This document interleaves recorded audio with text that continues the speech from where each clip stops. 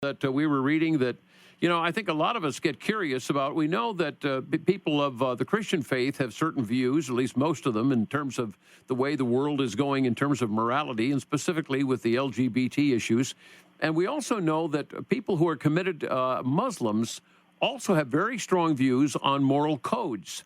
But now we may have some ground here that's very interesting of crossing over and find some agreement on this. What does the bulk or the majority of Muslims, what are their shared beliefs about the way the U.S. is going on this issue?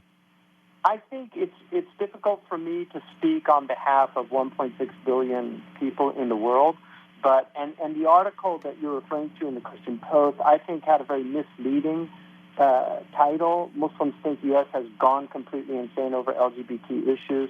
What I was saying is that outside of the United States, many Muslims, I think, would probably see, we were actually speaking about the bathroom issue, not about LGBT issues. We were speaking about the idea of giving people a choice of which bathroom to go into. And I think most Muslims just cannot think about that because it seems so counterintuitive to some just basic human understandings about binaries, about male-female relationships. How about Islam in general addressing the issues of homosexuality? Where would the faith stay? I think it's pretty much identical to traditional Christianity. That I think the story of Lot is a story that is reiterated in the Quran, and it's condemned as a sin.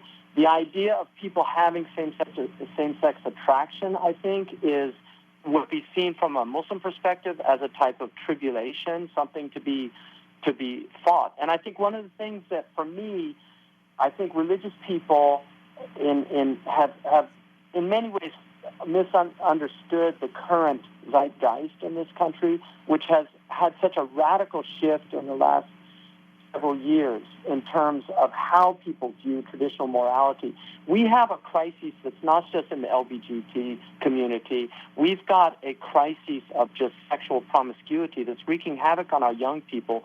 We have sexually transmitted diseases that are on the rise. We have now, the first time there's reports coming out of England of a completely antibiotic-resistant strain of gonorrhea.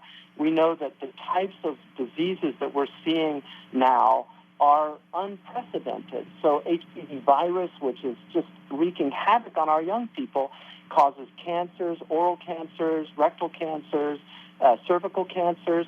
And so we have a public health issue, and I think it needs to be removed from the religious dialogue because we're in a secular society. It's very important that we see that we're in a public health crisis.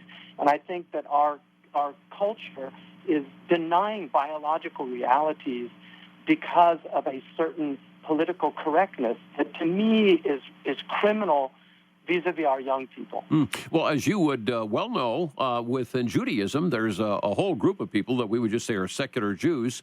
We know in the Christian faith that there are many who walk a secular road. And what about in Islam? Would the same be true?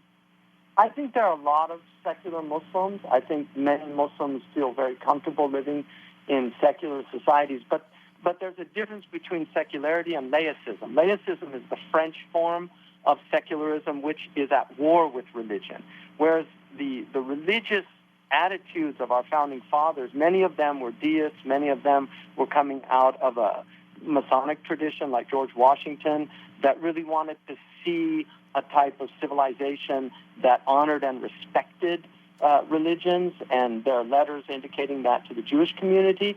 But now we have a French model emerging in the United States where religion is seen as completely unacceptable in the public space. And this was certainly not intended by the founders of this